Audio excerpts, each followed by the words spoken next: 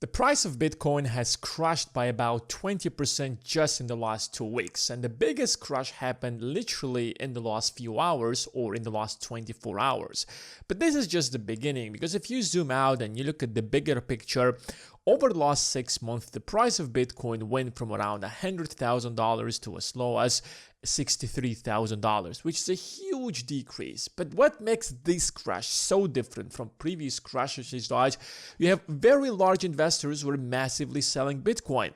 MicroStrategy sells Bitcoin for the first time in 4 years. This is the guy that told you that I will never be selling my Bitcoins, and I believe that the price of Bitcoin is going to shoot to the roof. He is one of the largest institutional investors in the world.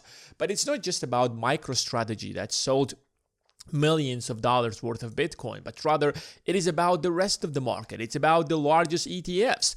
The price of Bitcoin collapses because Wall Street is apparently dumping Bitcoins. Largest ETFs, starting from 2020 and 2021, they started massively investing in Bitcoin, and now they're exiting their positions. But the good news is that they haven't actually sold most of their Bitcoins. They just sold a small amount of Bitcoin, but that even caused a huge crash in the price of Bitcoin. The most important question is that why Bitcoin is crashing. What if I told you Donald Trump is crashing the price of Bitcoin? Because what's happening to Bitcoin right now is a result of the geopolitical situation in the world. So if you're having a bad day, just remember that there are people who actually paid for Bitcoin $124,000, and now their investments are literally down by more than 50%.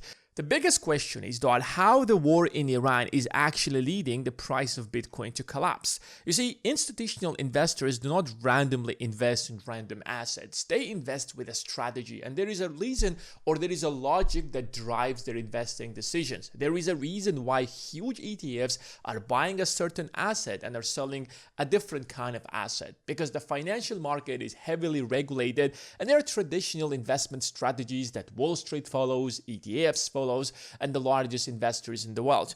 Now, to understand that, you have to understand that there is a pool of capital worth trillions of dollars, and these trillions of dollars are widely invested in different kind of assets. And one of the most important, if not the most important tool to invest is obviously the stock market. Now, if you don't understand how the stock market works, you will never be able to understand how the Bitcoin works, how the price of Bitcoin moves, why the price of Bitcoin rises or falls, because these ETFs are right now managing their portfolios. The biggest risk is that there is a huge opportunity cost, since the S&P 500 or the stock market overall is actually rising dramatically. Since the beginning of the year, it has increased by about 10%. So if you're a huge investor and now you see that there is an AI opportunity where you could literally double your money, why would you keep your money in an investment that is falling in value? Because remember, a war is really bad for Bitcoin. But why a war is really bad for Bitcoin? Now, US treasuries right now, compared to the 6 months ago, are actually paying really decent yields. Back in October, when Bitcoin was at its peak, the yields were about less than 4%. Today, you can get up to 4.5%. So why would you even invest in a very risky, volatile investment when you can actually get really decent returns from these yields? Of course, then we have options such as real estate, and finally, we have options such as crypto. Now, to understand why the price of crypto rises or falls, you simply have to understand how the dynamic of the market actually works. You see, the valuation of any asset depends on how much that asset is going to generate. It's very easy to find valuation of a business, of a stock, because you know that this stock represents this business sells this kind of goods and services, and this is how much money they make. It's very easy to find the valuation of real estate. It's located here, there is this much demand, and it can be rented out, it brings this much value. So based on how much it actually generates from rent and how much demand there is around it, you know how much money it's going to generate. But let me ask you a very simple question. What exactly Bitcoin is generating? Nothing. The value of Bitcoin derives from its network effect. So the more people simply start using Bitcoin, the more valuable Bitcoin is going to be, because there are more people who are willing to pay for the exact same Bitcoin. Now, the initial point of Bitcoin obviously was that Bitcoin is a method of payment. So you can use your Bitcoins and you can pay for stuff. Apparently, we realized that that's not a really effective way to pay for stuff, because today Bitcoin is worth $4. Tomorrow, Bitcoin is worth $20. $20, and a week later, Bitcoin is worth $125,000. So when you have that kind of a volatile asset, the question comes back at the end of the day is that why would you use your Bitcoins to pay for anything when you could be making a lot of money by holding your Bitcoin? So that thesis or that idea instantly evaporates. It makes no sense, which is why we have a coin that is called USDT. Now, USDT is also a crypto, but it's not Bitcoin. It's basically a company that issues these cryptos based on how much US treasuries they have. So every single USDT is backed by the US treasuries. So essentially, the company is taking investors' money, they're buying US treasuries, and they're receiving interest for holding these US treasuries, and they're issuing their USDT based on how much US treasuries they have. So if you want to use crypto as a method of payment, you're certainly not going to use Bitcoin.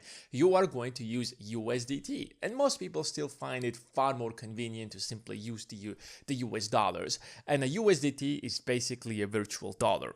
So the price of Bitcoin is determined by the network effect.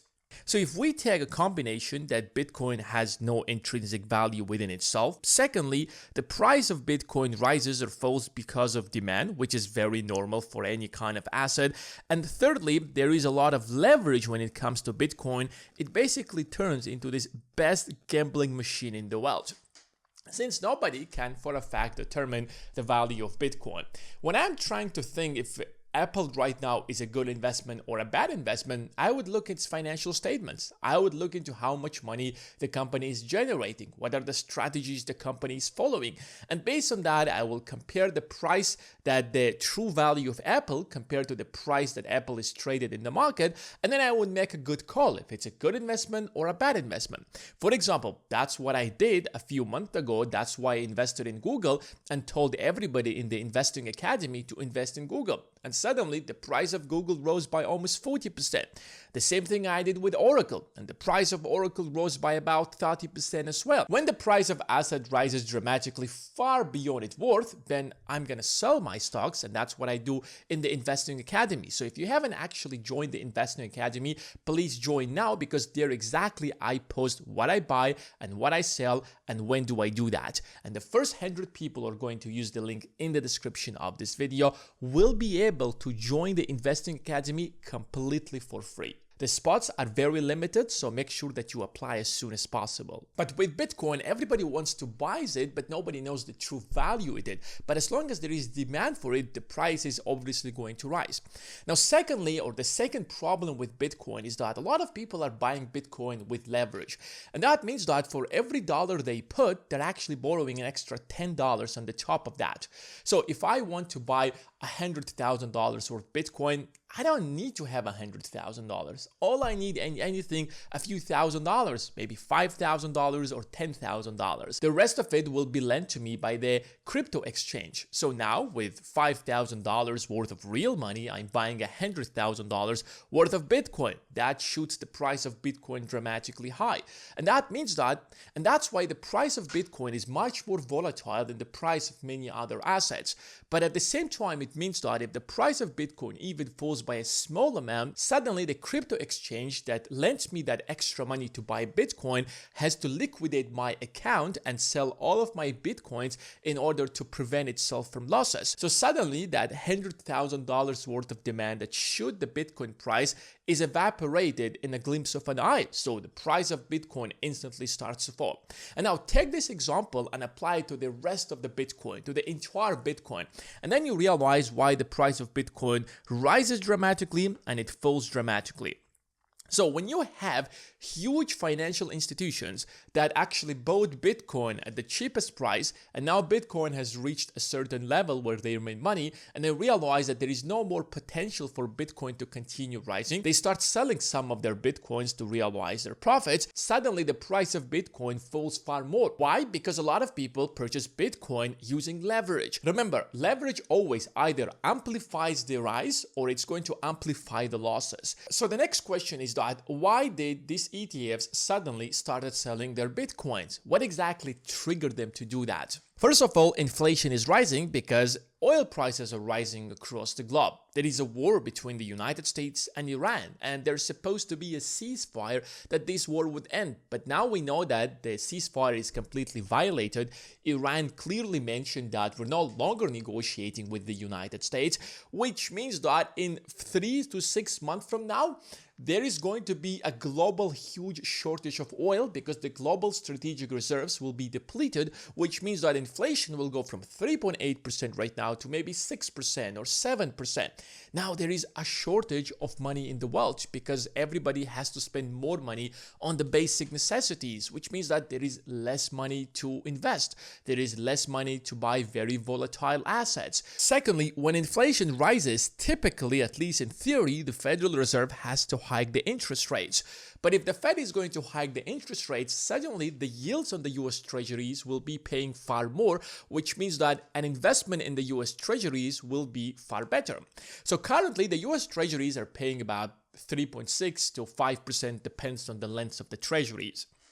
If the short-term Treasuries will start paying, let's say 4% or 4.5% tomorrow, not a single person would want to invest in crypto when they can make so much money, especially when we talk about institutional investors. Imagine you're BlackRock. Imagine you have these trillions of dollars that you have actually taken from your ultra premium rich clients. And now there is an investment in US Treasuries that pay you 6% cash. Why would you dump that money into this very risky investment that has no intrinsic value, such as Bitcoin, when you can basically take that money and invest that in the US Treasuries and receive 6% in cash, maybe 7% if inflation is going to rise that much? And because this war is now getting out of control and inflation is getting out of control, there is expectation that the Fed might raise the interest rates. So before that happens, let us sell some of our investments. Let us sell some of our cryptos.